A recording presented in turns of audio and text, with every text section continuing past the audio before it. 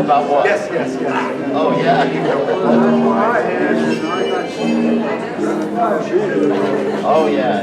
Well, I'm checking on that. I can check on that, but you're absolutely right. Mine, no doubt.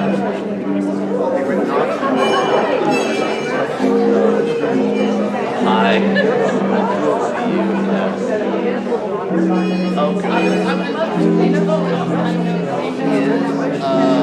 See you. That's in the front row there on the side. That's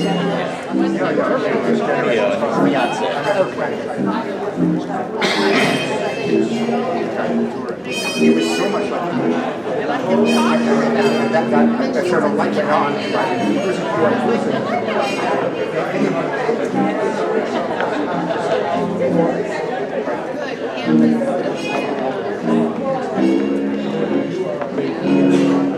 Started writing German and around to write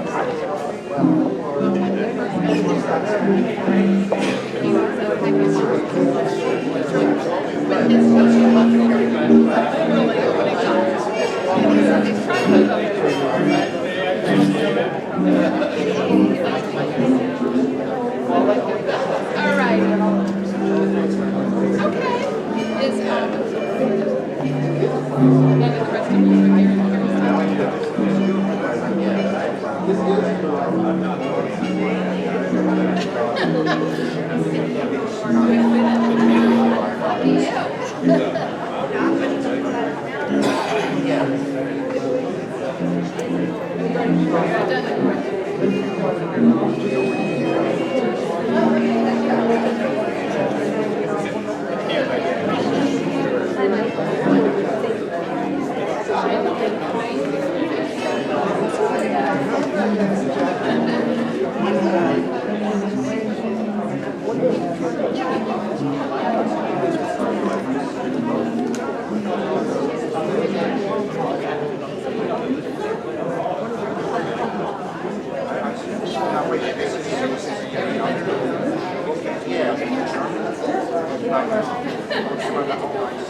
This is my friend. This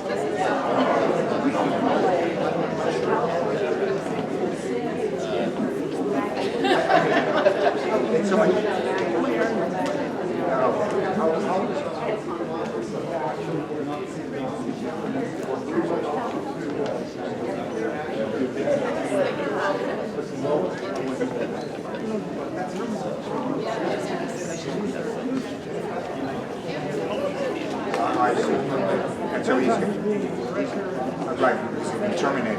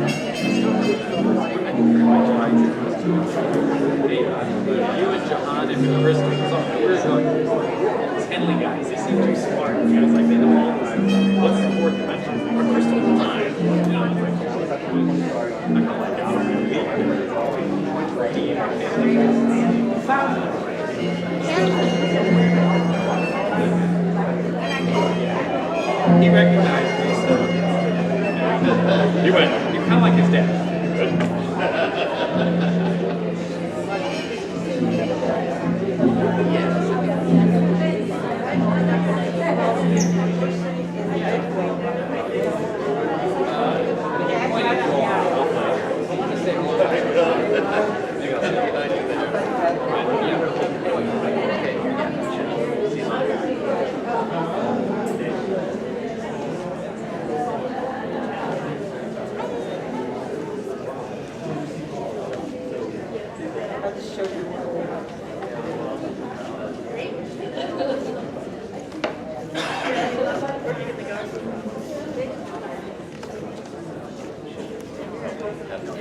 Hey, big man. Good to see you.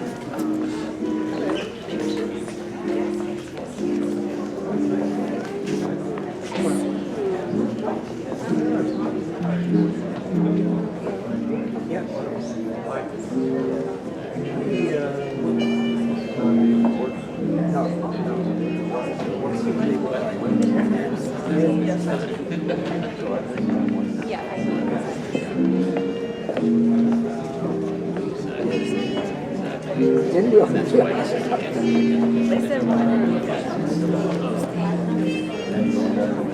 I have a list.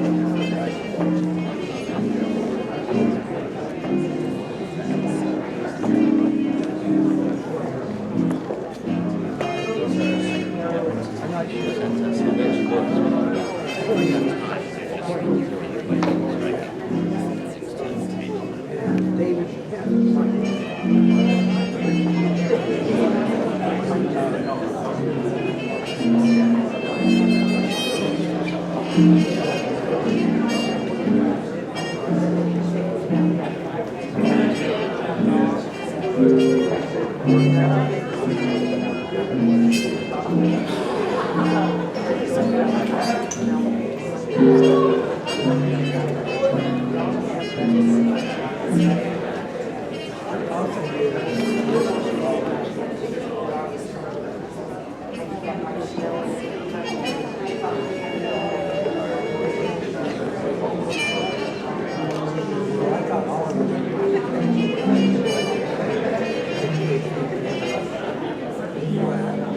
no.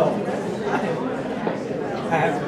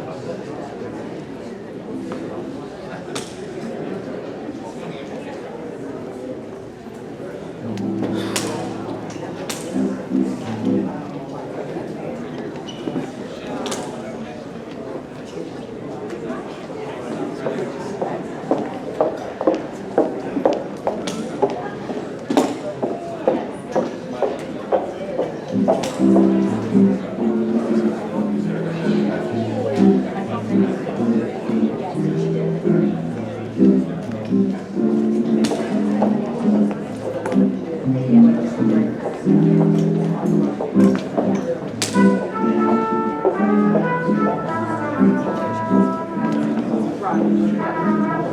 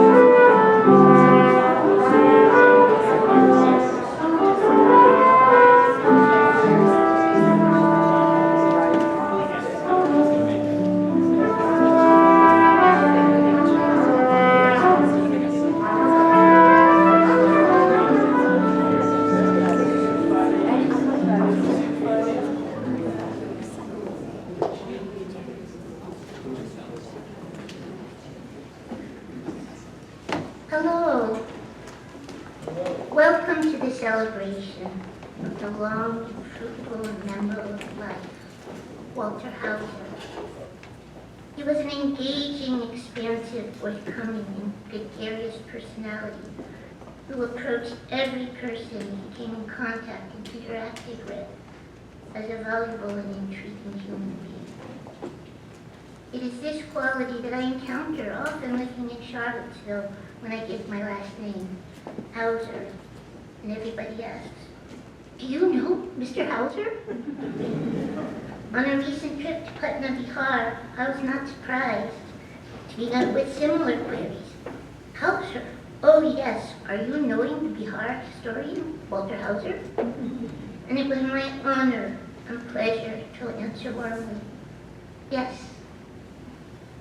All of us here are joined by family and friends around the United States and the world through live streaming from places like Texas, where Daddy's sister lives, Wisconsin, Maine, Vienna, London, and Hong Kong, and of course, all over India, especially Delhi, and most importantly, Patna, and so many other places too numerous to acknowledge. We can come together in this huge community-based family that Walter Hauser created through his life in his work as an academician, a teacher, a friend, a husband, a brother, a father, and a grandfather. We all have our own recollections and memories of him that form our own exclusive and unique and treasured personal relationships with him. As his daughter, he was always very willing to explain the world to me. I will always be his sweetheart. I will always feel his eyes beaming at me and inviting me to share our hearts honestly and respectfully, with no judgment, just overwhelming love and support. He was always there and will forever remain there for me. Each of you have equally important and valuable feelings and memories of Walter Hauser, how you related to him and the impact he had on your life. As his family, we are so pleased now to listen to important people as they share the remembrances of my father, Walter Hauser, in the celebration of his life.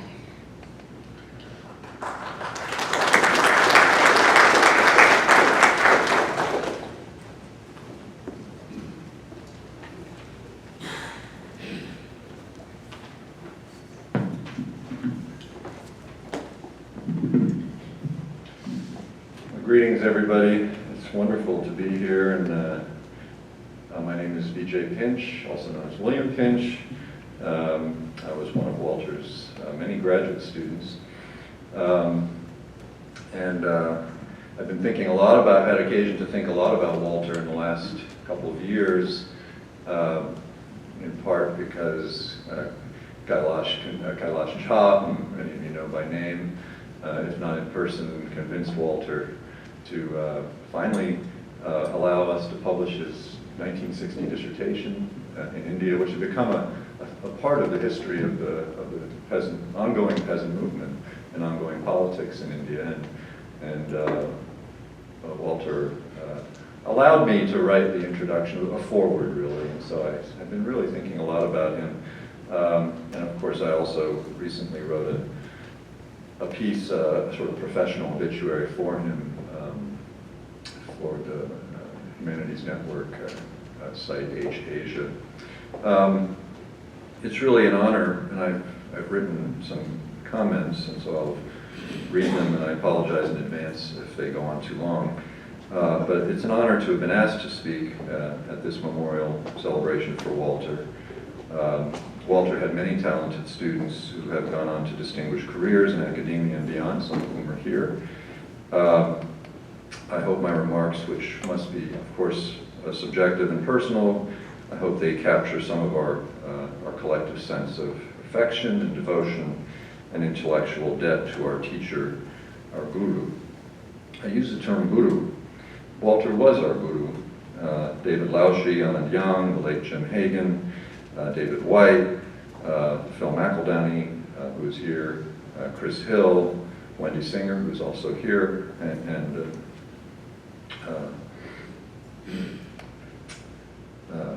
myself, obviously, and many others, belong to what I like to call the Hauser Akara.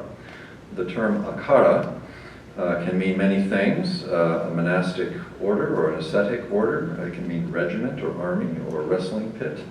The latter definition of wrestling pit sort of captures the messiness and mental jujitsu of grad school seminar sessions, particularly in Walter's seminar sessions. But the first definition, monastic order or ascetic order, really captures or conveys the intense individual focus and collective sense of purpose that define the process of disciplinary formation.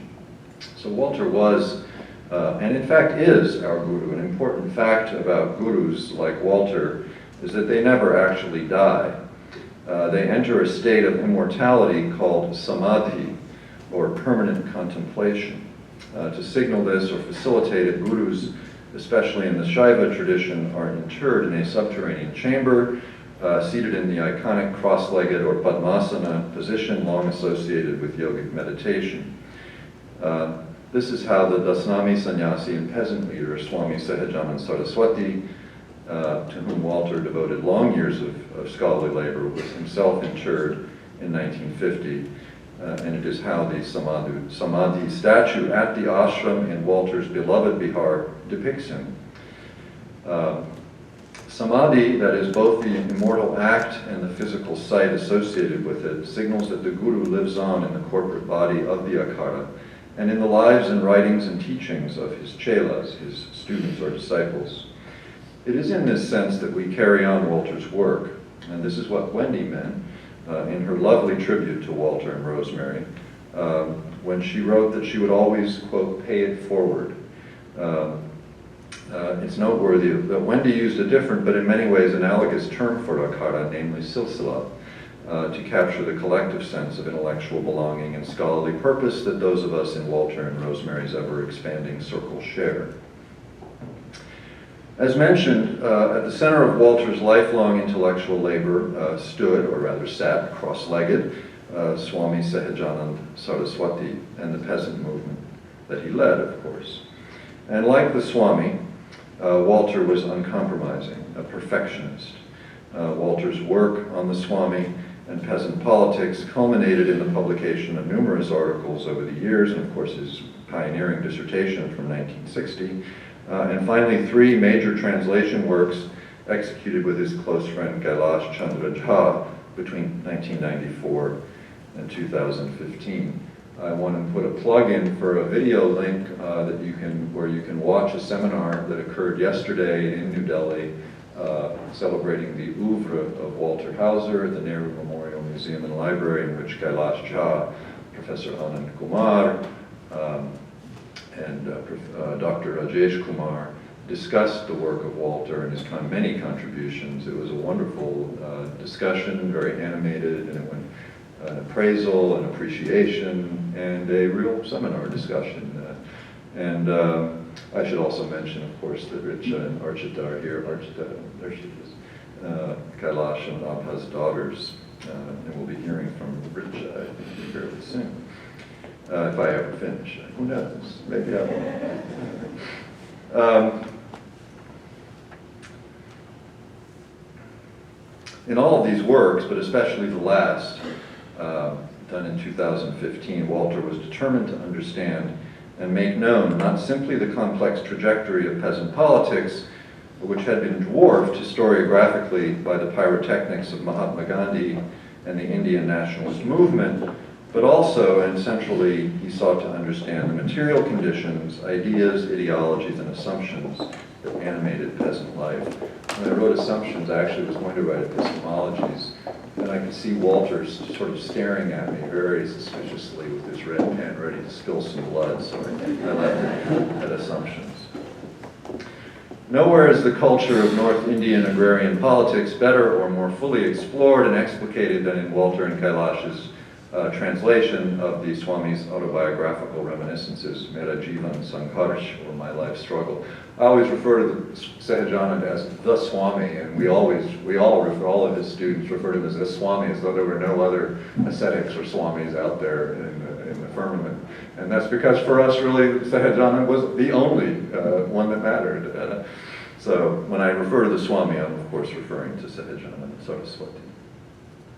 The scholarly translation that arose from My Life Struggle brought to completion a journey that Walter had begun 6 decades earlier in 1957 or 58, when he first encountered the Swami via the scattered and in many cases crumbling records of the ashram at Raghavpur in Bihar. The Swami had entered Samadhi himself 7 years earlier, but he lived on in his writings. The story of the ashram archive is too long to repeat here, but many of you will know that but for Walter's efforts over several decades, the Swami's papers would have fallen prey to either the punishing climate of Gangetic Bihar or the local ecosystem of waste paper recycling, embodied in the redoubtable figure of the Kabadiwala. And I tell the story of that actually in the forward, part of the story of that archive in the forward to the published dissertation that was published just this past year, this spring. Walter's immersion in the Sitaram Ashram records gave rise to his pioneering 1960 Chicago PhD dissertation, modestly entitled The Bihar Provincial Kisan Sabha, 1929 to 1942, a study of an Indian peasant movement. I suspect he didn't put Sahajanand Saraswati in the title just because he didn't want to overburden his readers in Chicago with all these foreign names and terms. But really the Swami resides at the heart of that volume. If the last sort of figurative chapter of Walter's journey into the culture of agrarian radicalism was his and Kailash's translation of Mera Jivan Sangharsh in 2015, the first chapter was this dissertation, and especially chapter 3 of this dissertation, entitled The Character of the Movement. It is here that Walter first began to explore in ways that prefigured the rise of subaltern studies 2 decades later, Sehejanand's asceticism and how it informed his social and political evolution. In short, Sehejanand's role is what Antonio Gramsci would call an organic intellectual. This chapter was the beginning of an engagement with the Swami and his world that would draw to a close in 2015. The Swami exercised an irresistible gravitational pull on Walter, and it would not be an exaggeration to say that he shaped the historian that Walter became. Thus, if we belong, that is, we his students belong to the Hauser Akara or Silsila, we also belong to the Swami's lineage. One of the joys of being Walter's student, however, was that he did not force us to follow directly in his footsteps. None of us is a Walter Hauser clone. Of course, we were initially drawn to Walter because there was no better place to study the agrarian social history of South Asia, certainly not in North America, nor perhaps anywhere in the world. Walter understood that doing agrarian social history meant much more than simply tracing the political chronology of peasant movements in colonial and nationalist India. Thus, he welcomed the diverse array of ideas and interests and approaches that his students brought to the seminar table, whether it was a desire to examine the rise of the revolutionary left in Bengal, or the impact of commercial agriculture and forestry in the central provinces, later Madhya Pradesh, or demographic and agricultural intensification in Gangetic Bihar, and in that context, the expansion of Hindi literacy. I've so far listed the dissertation topics of David Laushi, Phil McEldenny, the late Jim Hagan, the nexus of landlord, moneylender power and the limits of colonial authority in northwestern Bihar, of course, Anand Young, the limited Raj, or the inability of colonial knowledge systems to deal with riparian realities in northeastern Bihar, the work of Chris Hill,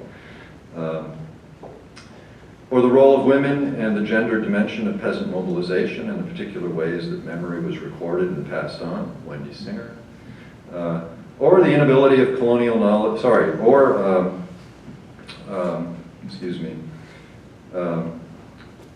or caste and religious networks and the organic intellectuals who populated them, especially from the world of asceticism, who underwrote peasant activism and the long history of ascetic militancy. My own work. Walter celebrated our myriad trajectories. Indeed, he threw himself into them and made sure we lived up to our topic's full potentials. And as Chris Hill wrote in his moving tribute, the relationship really did not end once we left Charlottesville. Walter wrote hundreds of letters over the years for us, tailoring each one carefully for the positions to which we aspired. In Chris's case, he worked tirelessly to help Chris escape from a teaching position where he was profoundly unhappy. When Walter wasn't busy preserving archival records, studying and writing about Bihar and Sehejanand, and training and living out his fierce devotion to his graduate students, he was constructing the edifice of South Asian studies at Virginia and beyond. As Frank Conlon remarked to me recently in an email, Walter must be counted among that small number of scholars who deferred some of their own interests to build up South Asian studies in their universities and in our country generally. Conlon, emeritus in history at the University of Washington, is especially well qualified to make such a pronouncement, as he himself is one such individual. He's the Walter of the West Coast, you might say. Walter was one of 12 historians at UVA when he arrived in Charlottesville in 1960. All but one other one was a Latin Americanist, worked on either the US or Europe. Walter was responsible for all of Asia. He quickly set about diversifying the department and lobbying for appointments in other social sciences and humanities departments as well, which within a decade led to the creation of a vibrant South Asia program. This coincided, of course, with the increased interest and funding for area studies in Washington, D.C., a torrent of funding that drew on the not unreasonable logic that scholarly understanding of the world beyond Europe and North America constituted a valuable strategic national asset. Due in no small part to Walter's energies and vision, Virginia began attracting increasing levels of that federal funding from the mid-late 1960s, culminating in the designation of UVA's South Asia Center as a National Resource Center in 1976. In many ways, the 1970s were the high point for Walter from an institution building point of view, and certainly the winning of the center grant in 1976 was a signal moment.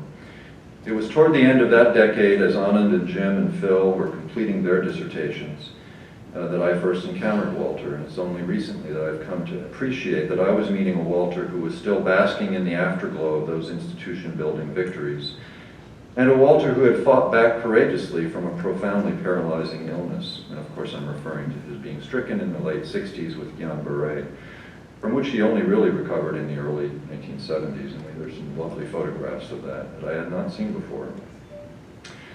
I had come to the University of Virginia in 1978 after 3 profoundly alienating years of high school in the asphalt wasteland of Northern Virginia, having spent an idyllic childhood and early adolescence in India and Pakistan. For the 18-year-old version of me, the existence of South Asian studies at UVA was quite literally a lifeline.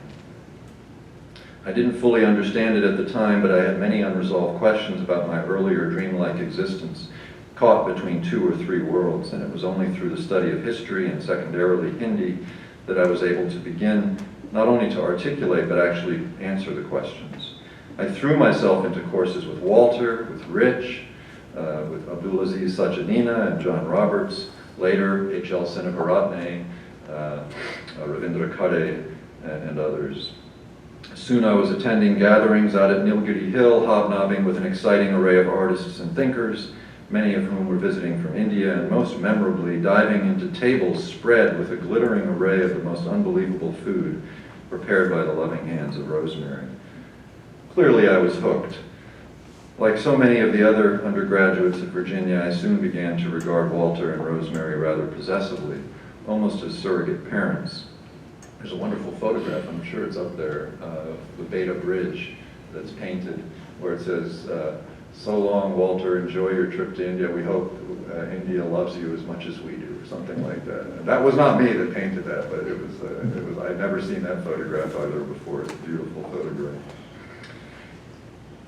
In fact, one of the hardest things, actually, about returning to Virginia a few years later to become Walter's graduate student was struggling to set to one side the affection that I felt for him and Rosemary and the affection I knew they felt for me. I had to continually tell myself that I was not their son. Fortunately, Mike and Sheila would occasionally put in an appearance, and this would remind me of the fact. It was too easy to feel extremely jealous of them. Happily, they were as welcoming and as understanding as their parents. So in remembering Walter, my real goal is to thank him. Thank you, Walter, for creating a space where a floundering, confused undergraduate could find stability, intellectual excitement, and meaning. Thank you for opening me to history and not simply the history of India. Thank you for introducing me to Kailash and his wonderful family, without whom I cannot imagine the India of my present. Thank you for your guidance, your insight, and your trust. Thank you for sacrificing so much precious time and energy to make me a better person and to make sure I found my way in the world.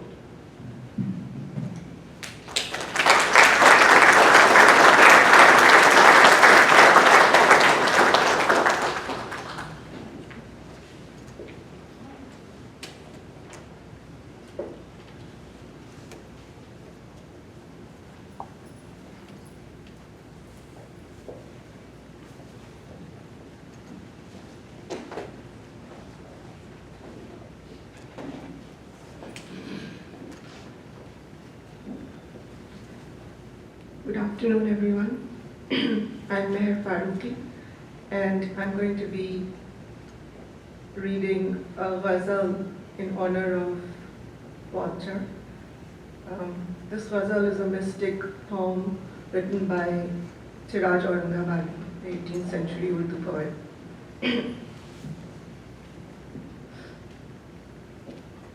Khabare tahayyur ishq sun, खबरे तहय्युर इश्क सुन, न जुनू रहा न परी रही, न तू रहा न तो मैं रहा, जो रही सो बेखबरी रही.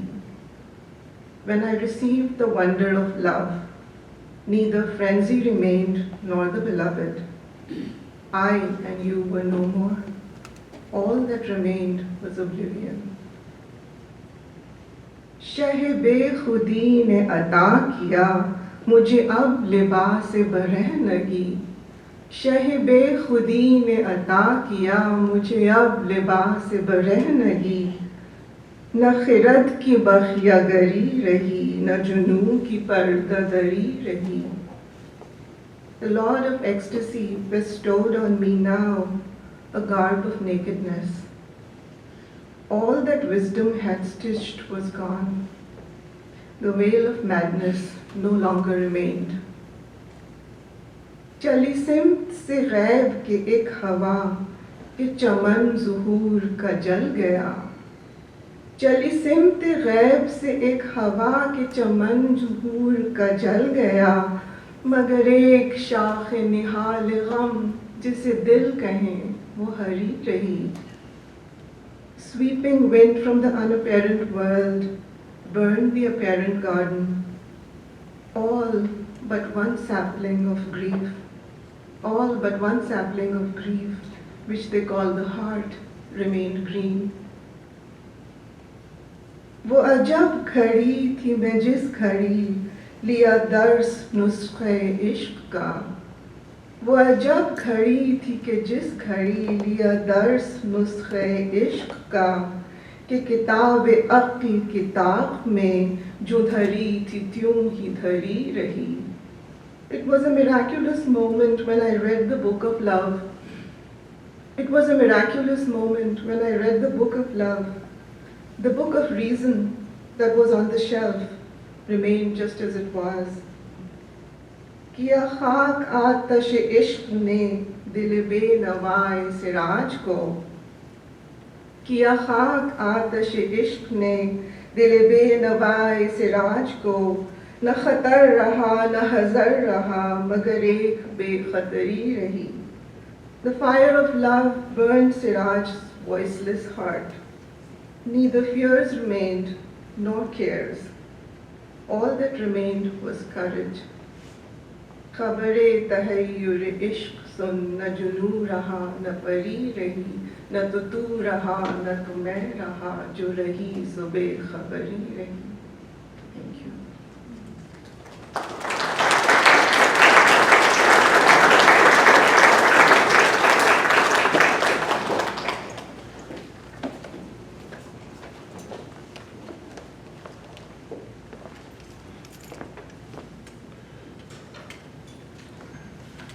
Thank you. My name is Omar Kabir, and I'd like to speak a little about Walter as a man.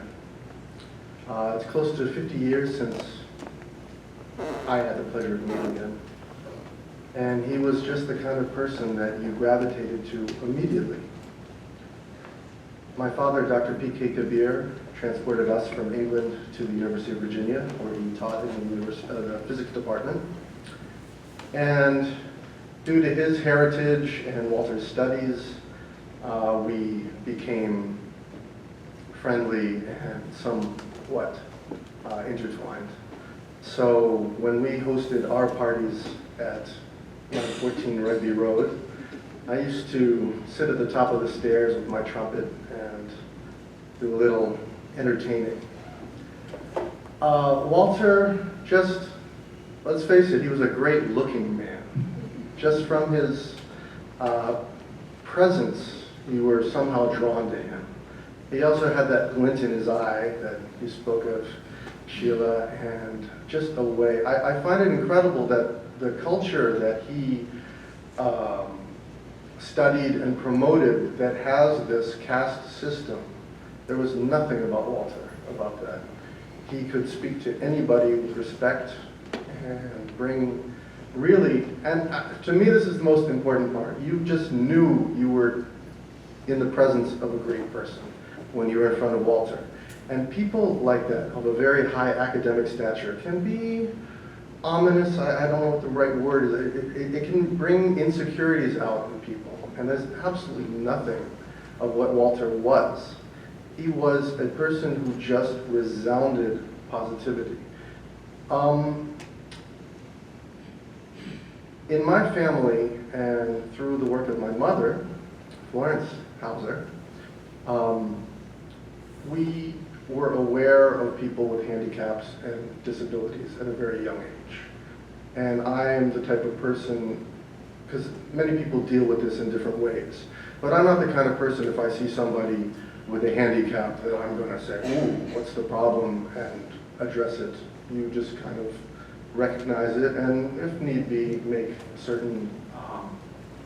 So I always noticed that Walter had kind of a funny way of walking, but I never quite knew what the situation was. I've only learned now in reading his obituary about this disease in the late 60s. And for me, this is significant, because when I was playing at the top of the stairs, Walter would make a point to climb those stairs, to come and talk to me. I was all of 7 years old, 8 years old, and he was very encouraging and asked me about my music and my interests, and instilled a value of confidence in me about what I was doing. He was one of the very early people to do this. And like I said, I've known him in this sense almost all of my life. So when you're part of a family where the parents divorce, further relationships are always a little touchy, introducing the idea to your children and so forth and so on.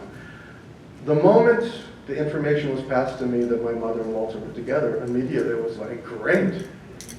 You know, it was there was never a tick of a sense of any discussion, or this is a person that we had known, had felt those two. And I will definitely echo what Sheila said. To me at that moment, it was an honor now to know that I would be in his presence and that I would have interaction with him. And I think the word joie de vivre was written for him. He found the best in everything. He was a little discerning at times. I mean, everything was the best. Omar, you have to go to this dentist. He's the Miles Davis of dentistry. Now, I think John can support me on this. I don't think I want Miles Davis working on my teeth. If you've ever seen Miles Davis's mouth, it was pretty war-scarred. So it was really this way that the funniest part, okay, I'll talk about what Vijay was saying, that he was a guru to many. Now, knowing this culture also, I've seen many gurus, not only in the Indian culture, but in the Jamaican culture, which has its similarities, where the guru, when he reaches a certain age, really takes it easy. And the students step up and they even carry the guy around. Now, Walter was not this sort of person. And I'll go back to saying, I never saw him ever show any complaint for any of his inabilities. He walked the way he walked, and he just went forward. Even when he had a walker later, he never once uttered a word that there was something hindering him. He just looked forward.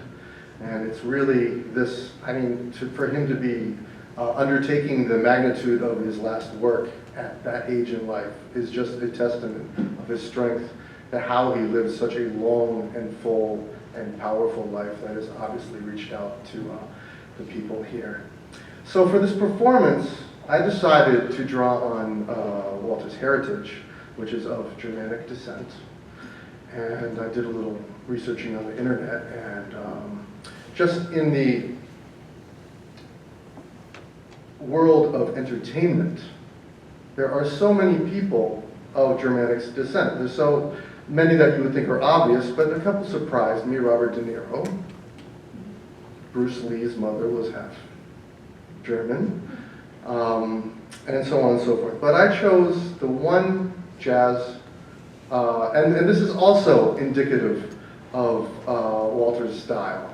Kurt Weill became Americanized, but he wasn't per se a jazz composer. He composed for opera.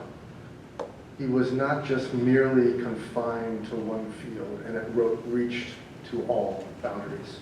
Especially for this occasion, John brought in a guitarist of Germanic descent as well. Mr. Mike Rosinski, who's not on the program, will be joining us on guitar. And we are going to perform Speak Low by Kurt Weill for Walter.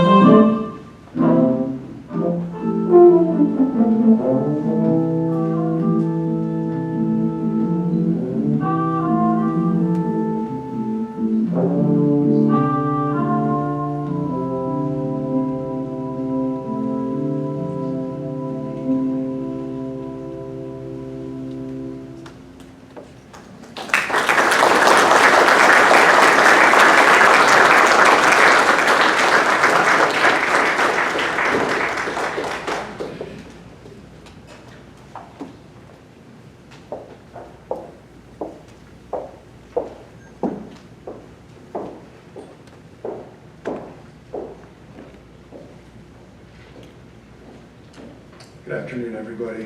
My name is Griff Chasse. I met Walter very soon after I was hired for my job here at UVA in the summer of 1997. He was a very dear friend of mine for the entire time I've been here, and it's a real honor for me to be asked to read this remembrance. This is written by a very long-standing friend of Walter's named Professor William Taylor, Bill Taylor. He's an emeritus professor, retired in 2008 from the history department at the University of California, Berkeley. He wrote this remembrance at his summer home in Maine and sent it to the Hauser family on June 2nd, which is the day after Walter passed. It's a real honor for me to get to read it for you today. You might wonder why I would be a voice in the chorus honoring the memory of Walter Hauser. I am a Latin Americanist who writes mostly about the 17th and 18th centuries, and I left the University of Virginia more than 25 years ago. The answer is that Walter was then, and never stopped being, a very important person to me and my family. Walter had many friends, and I'm very glad to have been one of them. His dedication to our friendship never flagged, despite my absence. He and Florence visited us in California and Maine, and even attended a seminar with me at Harvard a few years ago.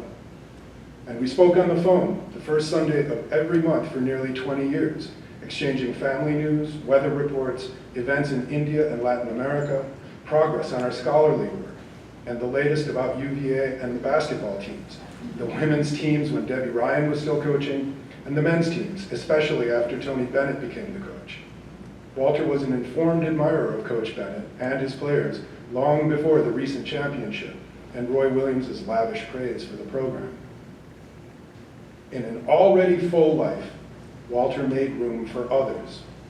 Walter and Rosemary extended a warm welcome to us as soon as we were settled in Charlottesville, and made a point of inviting me, as he did all of his history colleagues, to events put on by the Center for South Asian Studies.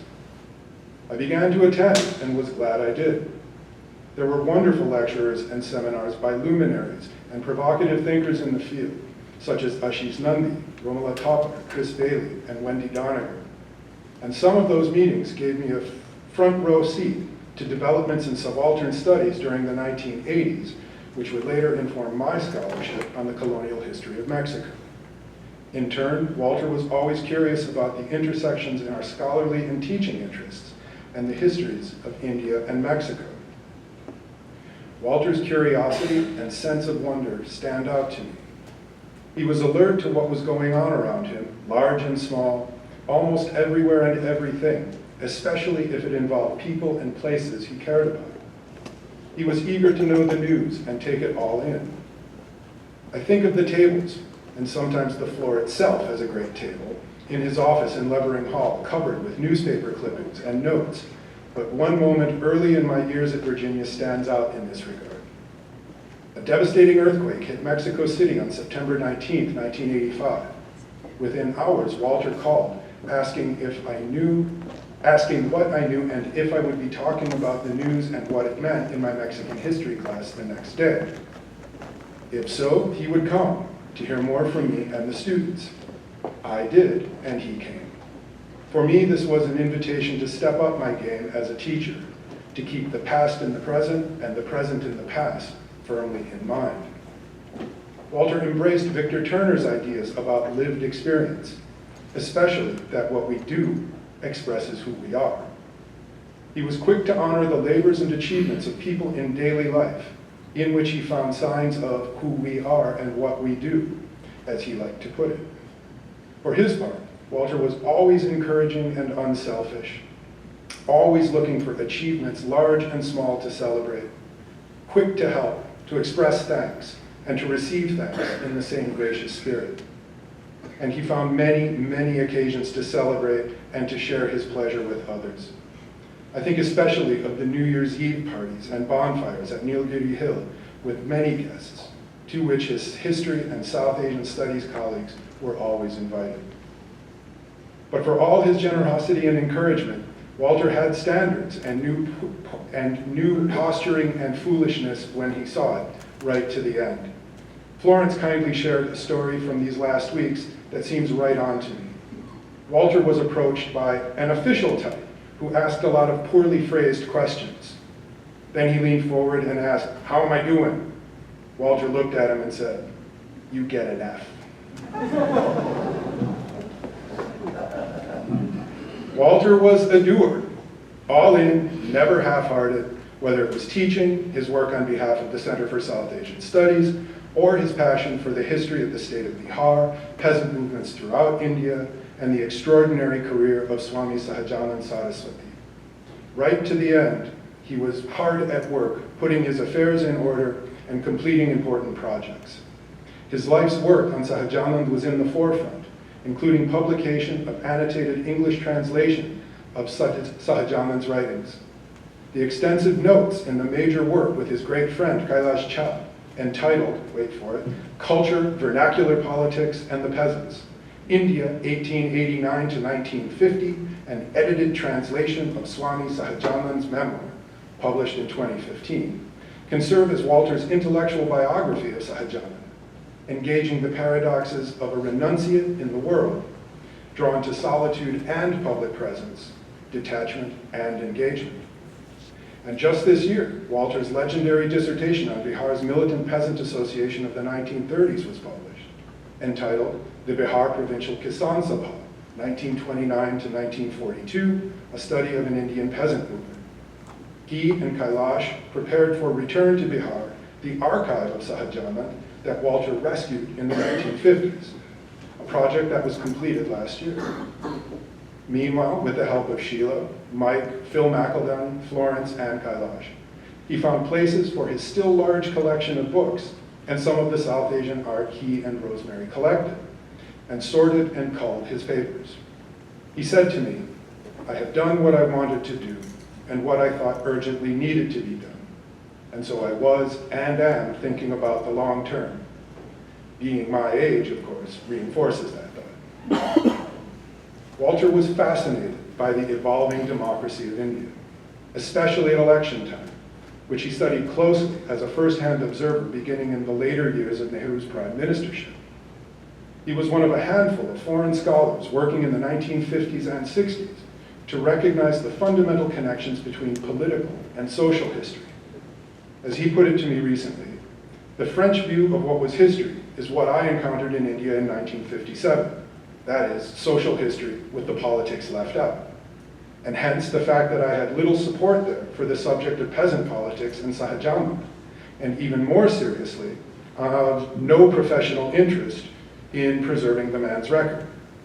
That, of course, has now changed, and I like to think my efforts have been at least marginally involved. Well, more than marginally involved, as Mritu Rai, former associate professor of history at Yale, now professor of history at Presidency University in Kolkata, wrote to me in 2010, a 2010 email. "I am so glad you have given me an opportunity to make Professor Hauser's acquaintance," she wrote. "I have been meaning to contact him for a long while now, but have hesitated to intrude on his time. As I began work on Bihar and caste, I also became a great admirer of Professor Hauser's work.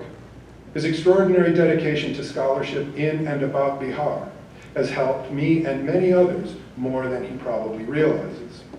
In fact, it is remarkable how many people in Bihar archives and libraries mention his name with respect, bordering on awe, even when they have never met him. It is through Professor Hauser's work that I have also come to be deeply interested in Swami Sahajanand Saraswati. His various translations and interpretations of Saraswati's writings have traveled with me everywhere over the last 4 odd years. To me, they are almost like the ubiquitous Gideon's Bible in this case. Walter found much in life remarkable, not least that he lived to nearly 92, with the loving help of Rosemary, Mike, Sheila, Beth, Florence, and their children. One of his favorite expressions when he met old or new friends, or attended a memorable lecture, or art exhibit, or well-played basketball game was, "It's a great, great pleasure." And it always was. A message I take from knowing Walter is the same as Lambert Struther's advice in Henry James's novel, The Ambassadors. Live all you can. It's a mistake not to. The right time is any time that one is still lucky to have. Thank you.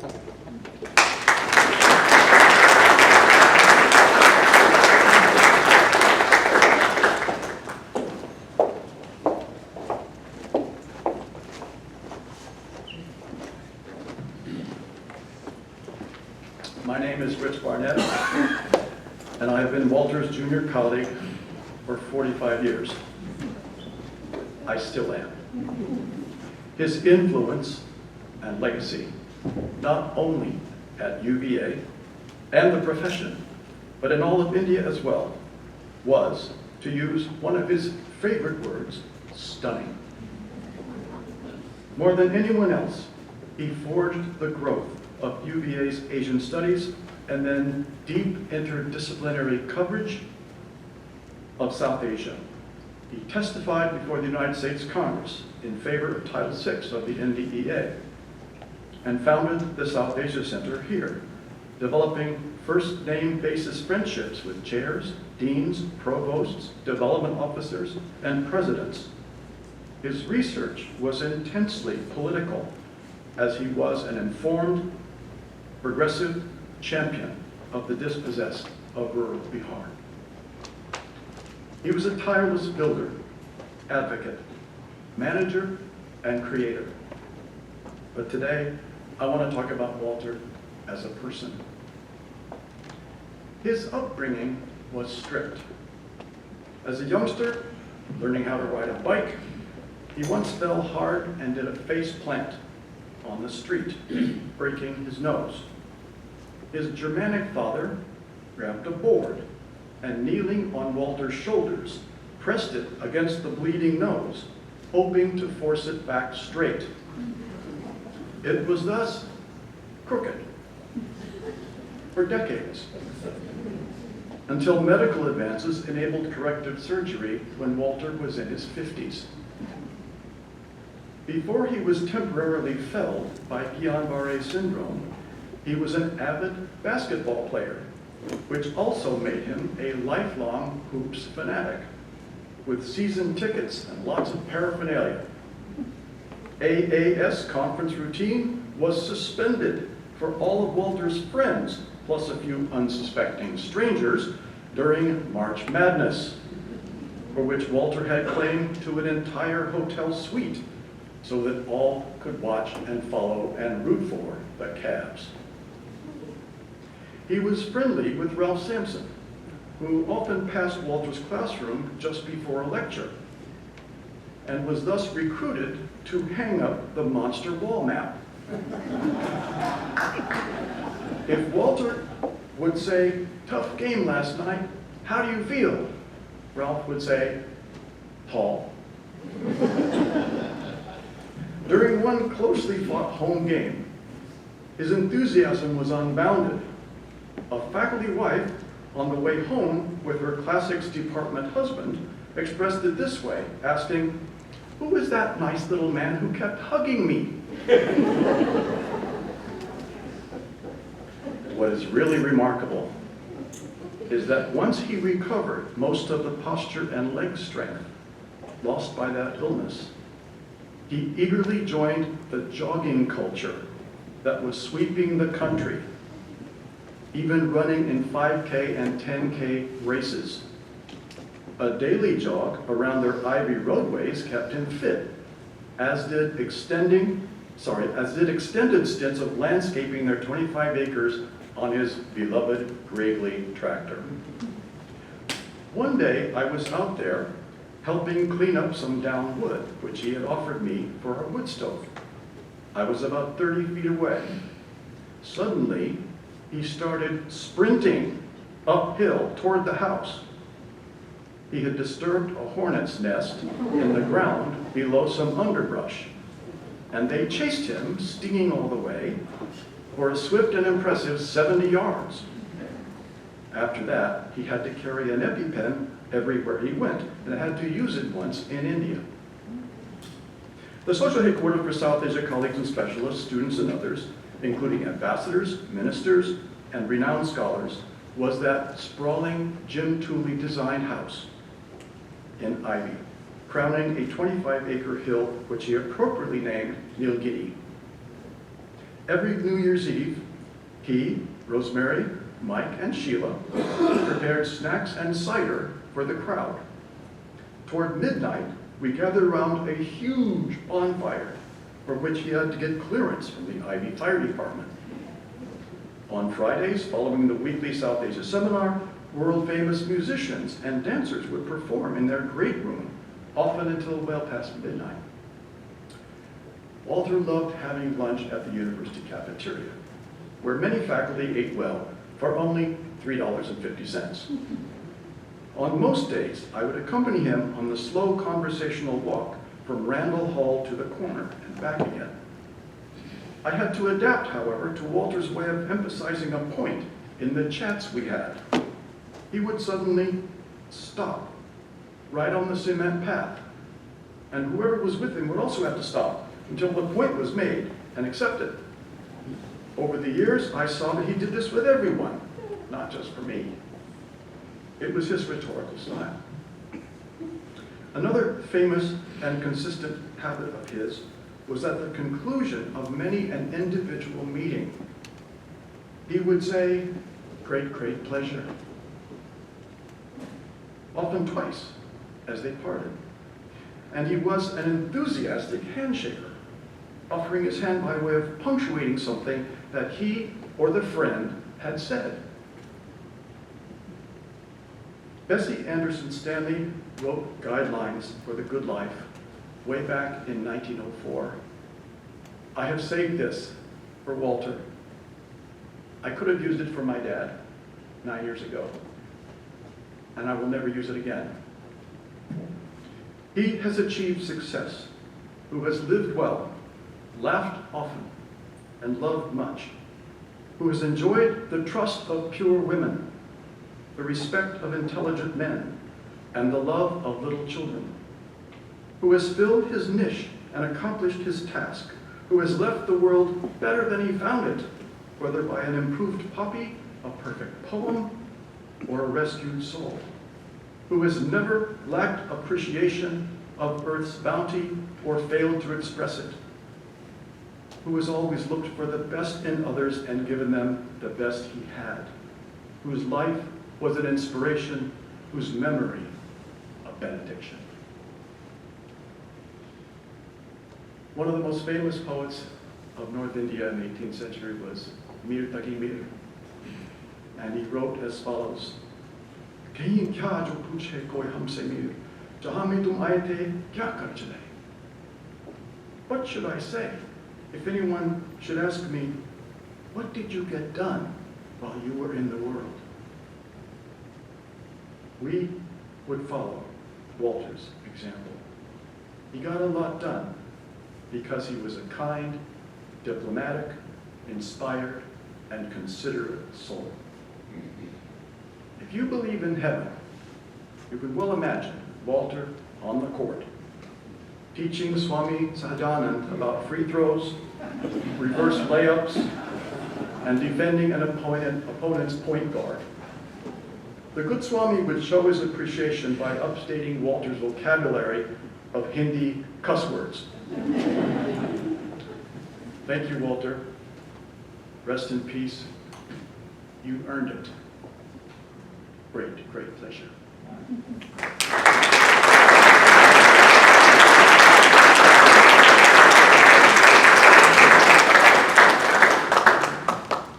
Well, this is very remarkable today that we can really see how multifaceted Walter was.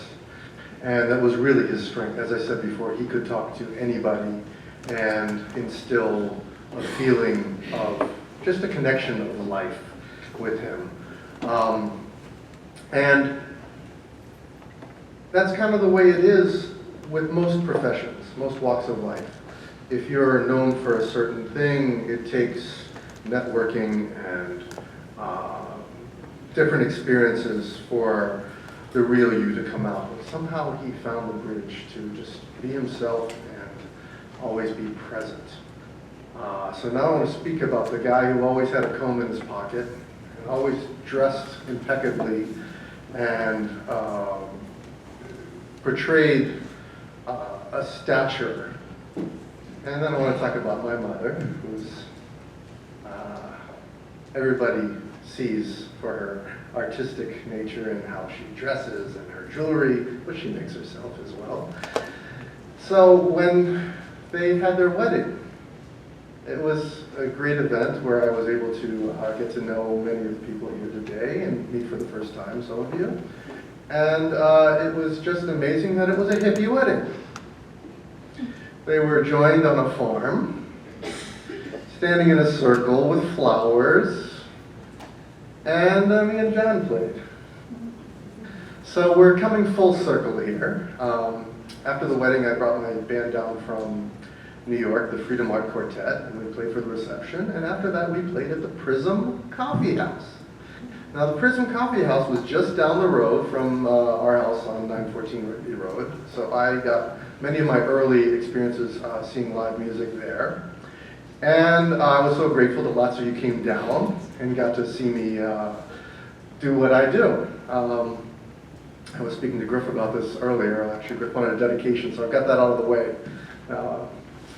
That, you know, as a musician, I can travel the world and just do what I do, and hey, it's all there. Other people you need to get to know. And I, once again, thank Walter for always never having a barrier and always just being present and letting you know him. So this story comes full circle because when I was all of 8, 9, and 10 years old, I was very unhappy with my trumpet teacher. I used to study at Huffman's Music Store, which is just a stone's throw from where Walter and Mother lived, continues to live now at the University Village. And to greet me as I came to my lesson was always this beatnik of a guy with a long goatee, which is where the name goatee comes from. Griff calls mine a soul patch, so thank you for that. It's also called a Diz patch. And he would ask me how it's going, and I would say, well, you know, I really want to do something else. So he told me this great trumpet player had come down from New York, and I really need to see him. So I went to the Prism Coffee House, and that was the first time I met John Dirth at age 12. Bob Moses was on drums. It was quite an event, and so John was very receptive to me talking to him, and I expressed my interest to study with him. He said, okay, what's your favorite piece? What should I play? And I said, A Night in Tunisia. I had no idea how A Night in Tunisia went, but I knew it was my favorite piece, and that's what he played for me. So today, we're going to play it for real. A Night in Tunisia by Diz Patch wearing Dizzy Gillespie.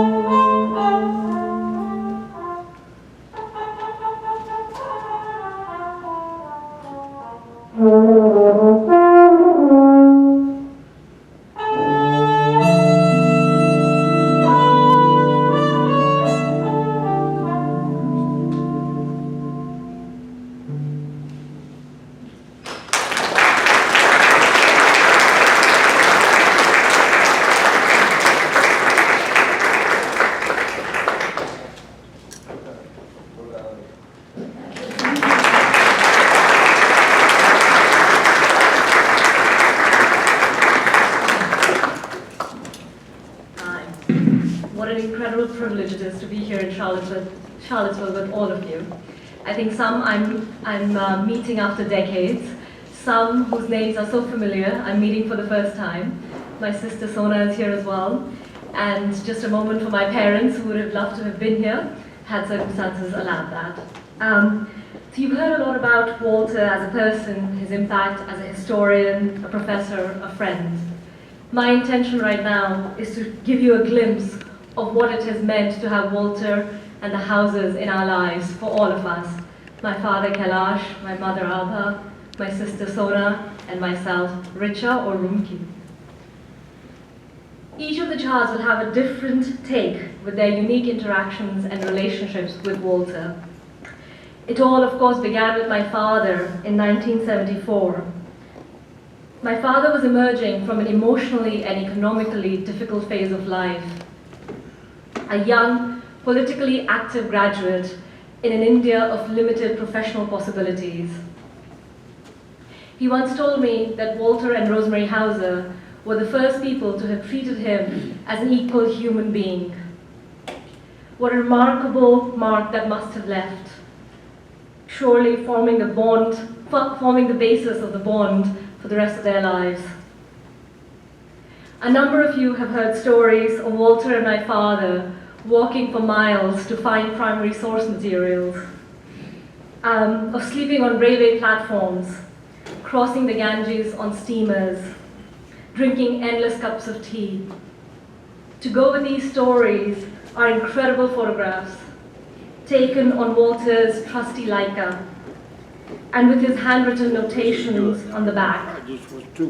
On the steamer from Mahendru Ghat to Paleja Ghat, month and year. In hiring a chemistry graduate to be his research assistant, Walter showed the type of out-of-the-box thinking these days associated with Silicon Valley executives. And in his ability to connect dots and create networks, he beat any Manhattan socialite. Many here have benefited from his ability to network and connect the dots, including my father. With Walter's guidance, my father entered the Library of Congress's Delhi branch, thus changing the trajectory of his professional life. And connections with Walter's students and their partners, Wendy Singer and David Lynn, Vijay Hinch and Jennifer Saints, Chris and Carol Hill, changed the trajectory of his personal life and all of our lives. Through it all, Rosemary, Sheila, Mike, Beth, Rosemary Kathleen, Theo, Anna, Florence, and now Christy became our family. My mother called Walter our American grandpa, and she wanted to make sure I told you guys that. Her first interaction with Walter was when he suggested taking her out for a meal with my father in Patna at a restaurant. My parents were engaged, but the idea of an unmarried girl in Patna of 1978 going to dinner with her husband-to-be and his American friend was an absolute no-no. It would have been the talk of the town. So instead, Walter went to visit her at her parents' house. She has never told me quite what they talked about on that occasion, but over the years, I've known them to talk about everything from politics to pickles.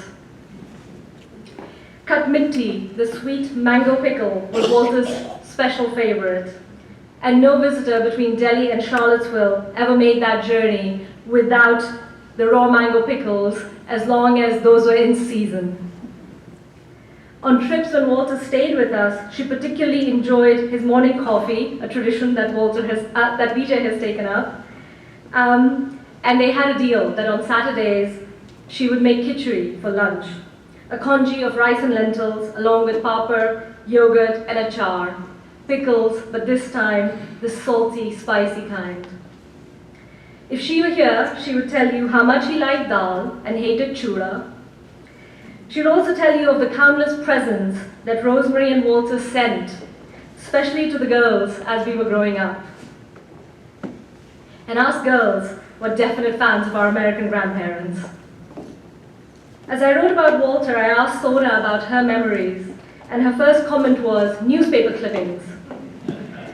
Whenever Walter was at Uttaranchal, we were both employed to clip articles about elections. Yes, he paid us.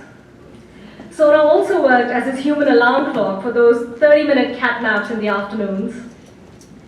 Many years later, he got her connected for her first job in London. Despite having retired decades earlier, that social network of his was intact. Walter took care of so many things, whether serious or silly. When I had an accident riding my bicycle in Delhi, 2 cycling helmets arrived in the mail. When we wanted to watch Dilwale Dulhania Le Jayenge, an incredible Bollywood hit in the late 90s, at the Plaza Cinema, and they had run out of theater tickets, he went to the manager and he said, "But my grandchildren want to see this movie," and he got us all tickets. Someone recently told me that all teenagers need an adult outside their parents, someone who can be their confidant and can guide them. And Walter played that role for us. "Sweetheart, promise me you'll never get on a motorbike with a boy." "Sweetheart, drugs are a bad thing, never get involved in them." I'm happy to tell you, Walter, none of those things have happened. There are so many cherished memories of Walter. Bird watching in Bharatpur, wrapping Malda mangoes in newspapers for him to smuggle into his tin trunks for Rosemary, visiting the Maple Sugar Festival, taking pictures of us in Croce Pizza t-shirts, talking about Penny, whose family sold spud nuts, hearing of the artistry of Dr. Remington, and eventually getting my teeth cleaned by him. Walter was an amazing friend, teacher, mentor, coach, and community builder, most importantly. He might not have agreed with all your life choices, but boy, if he loved you, was he 100% behind you? Everyone in this room is a testament to this, and he lives through us all. Thank you.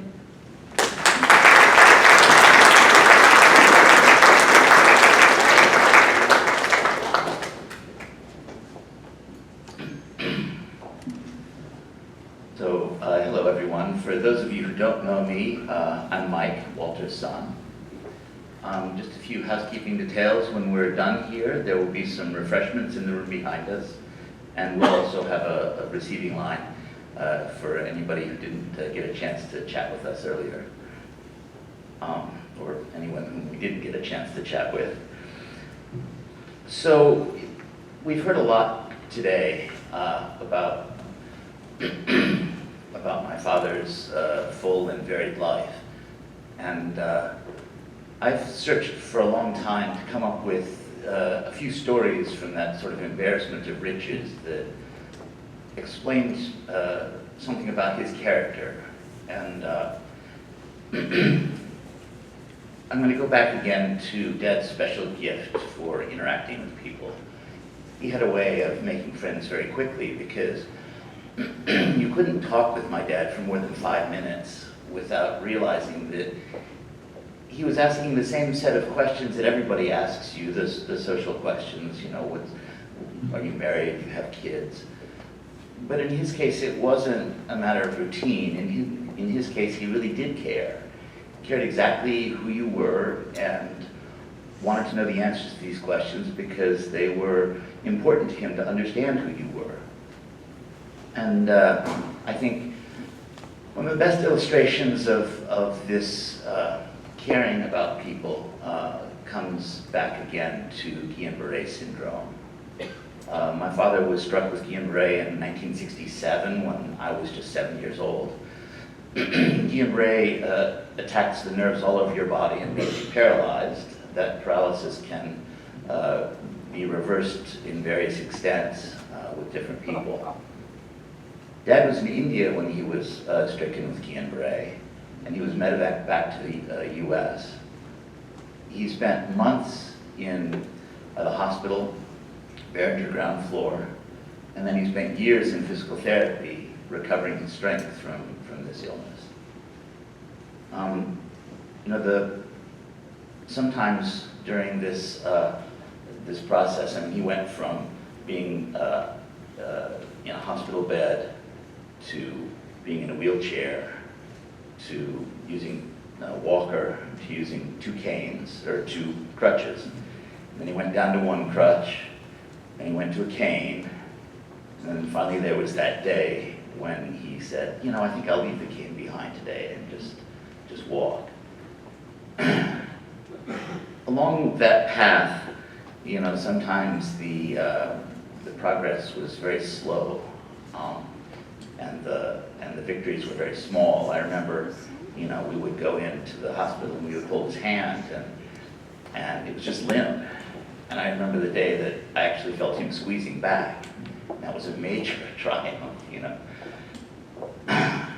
So as Dad progressed through that illness, he needed a lot of help from people. And there were lots of people who provided that help. His dear friend Charlie Cabot is here today. Charlie was an amazing friend. Charlie's a big man, and when Dad needed help getting out of bed and into the wheelchair, Charlie just picked him up and carried him and put him in the wheelchair. And then later on, when Dad was despondent over the slow progress and slow recovery, Charlie was there again to carry him emotionally. There were lots of people that helped Dad in this process. We remember them all because he remembered them all. You know, he would take flowers on a regular basis to the nurses on the Barringer ground. He knew all their names, he knew their families, they knew his family. I mean, you know. There was a remarkable woman named Ruth Clive. Ruth was a nurse who came on the medevac with Dad back from India. And Ruth's job was to hold the mechanical ventilation bag and squeeze it when Dad needed help breathing. Then years later, that remarkable woman reappeared in our lives when my mother was terminally ill with cancer. And she helped us get my mom through that process.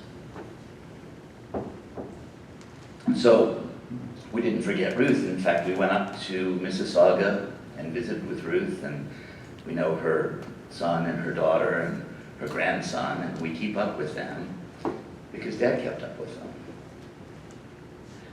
So I think, though, the most important thing that Dad did in this process was stay in very close touch with the neurologists at UVA so that he could learn the name of every single person who had Guillain-Barré syndrome and who came through the hospital. Dad would go to them, and he'd talk to them, he'd tell them about his story, he'd tell them about his progress, and he would stand before them and say, look, you know, this is it. I had the same thing, and yet here I am. And I think by doing that, he was actual proof that they had a future. I think that touched a lot of people. This was, you know, I spent a lot of time with Dad as he was recovering. Especially we would go to the gym together. We would go to the gym at University Hall, which is no more now, unfortunately.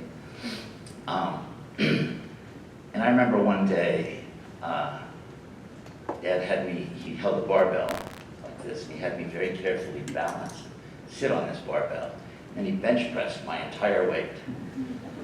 And oh my God, he was so excited. But the thing that struck me was that it wasn't his victory, because he had made me so much a part of that, right? I was sitting on the barbell. It was our victory. And this, I think, is really a key part of who Dad was and what his gift for interacting with people was, because so often when you were with him, the I disappeared, and it was only the we. I'm sorry, this is supposed to be a celebration, but it's very emotional for me. So, Dad shrugged off Guillain-Barré, and he conquered it, and he rose victorious. And then, more importantly, he set about validating the future and living the rest of his life. And I think one of the key parts of that, living the rest of his life and moving on, was the purchase of 25 acres of land about 7 miles west of here, in Ivy. We've talked about that land, other people have talked about that land. It had deep spiritual meaning for him, and he named it Nilgiri Hill after a mountain range in India. And you know, from the top of that, top of the hill on that land, you had an absolutely breathtaking view of the Blue Ridge Mountains. And so our family built a home there, but not just any home would do. It had to be a very special house, and it couldn't mar that beautiful landscape. It had to be an integral part of that landscape. In fact, it had to be such an integral part of that landscape that it celebrated it and made it better. And so he turned to our longtime family friend, Jim Tooley, and together, my parents and Jim Tooley, and actually Sheila and I, all designed that house. Of course, you know, I wanted to have a room in the basement, and the very first set of plans had a room in the basement. I gave it my seal of approval, and I was done.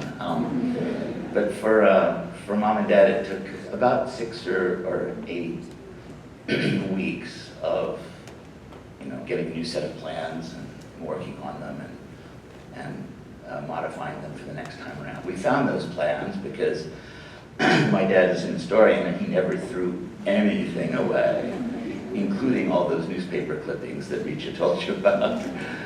We found all of them in the multiple storage closets and multiple offices that we cleaned out while finding his papers. But, you know, the entire west wall of that house was glass. So you could stand in the living room and look out and still see the mountains. And there was a plan for a deck that was off the master bedroom and off of my dad's study. Problem was there was a tree there that was where the deck was supposed to be. Well, we never considered cutting down the tree. We built the deck around the tree. So here was this tree, beautiful tree growing up right through the middle of the deck. It was a conversation piece for years. And so my dad and I spent a lot of time taking care of that place, you know. We had the trusty Gravely tractor out there, and we mowed a lot of grass. We would go out in torrential downpours, because that's when you could tell if the drainage ditches were working right and if there were leaves clogging them, so it would start to rain, and like any normal people, we would go out in it and clean out the ditches. We cut and split more wood than any 10 families could ever burn in their fireplaces. Rich, you should have taken much more.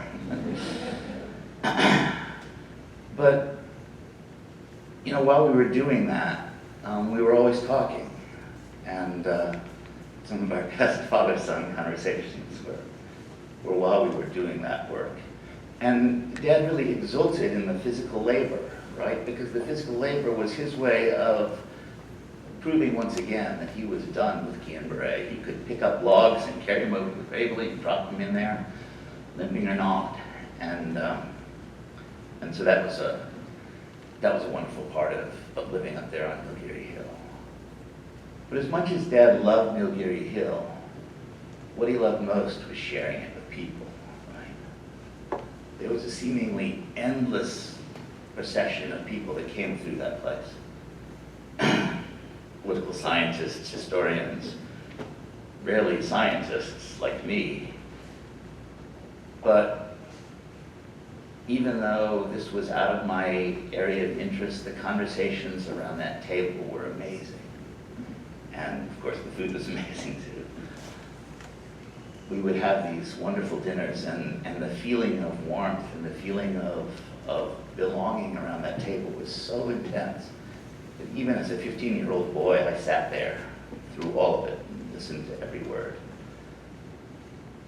Oftentimes, these dinners were the result of a last-minute, spur-of-the-moment invitation from my dad.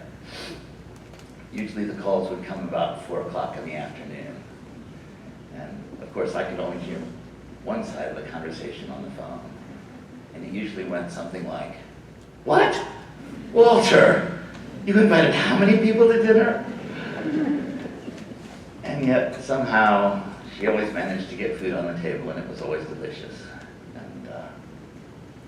And while she was doing that, as Vijay has mentioned, and as others have mentioned, Mom became somewhat the surrogate mother, and Dad became somewhat the surrogate father for a number of graduate students and other friends. And, you know, I still think of all of those people as extended family, and that's an amazing gift to give. So, so this is sort of my lasting memory of Dad. He, at the age of 40, had to really starkly face his mortality. And it's hard to know what any of us would do in that kind of circumstance. But what he did was he attacked it, and he defeated it. He arose from the ashes, right? And out of that personal crucible came a tremendous, tremendous amount of love and tremendous joy in the world, and joie de vivre. And he spent the next 50 years sharing that joy and that love with all the people in his life.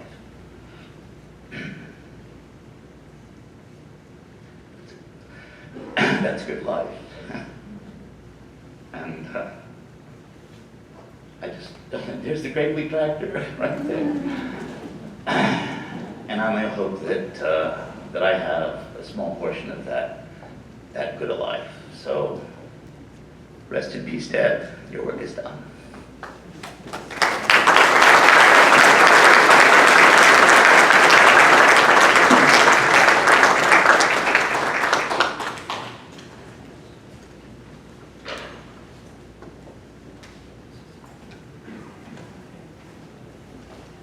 Yes, so the snacks should be appearing in the back. Yes, they're moving back the awnings.